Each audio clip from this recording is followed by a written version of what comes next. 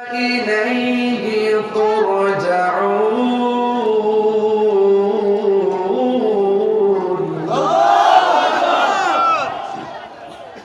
ঘোষণা কার? আল্লাহ।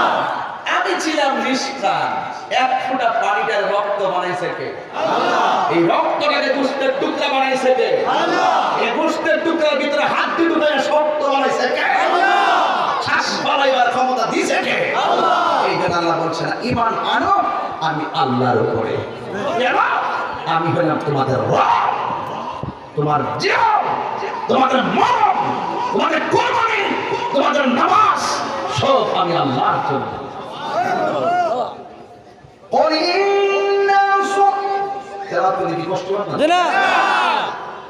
قل إن صلاتي ونسكي ومحياي ومماتي لله رب العالمين।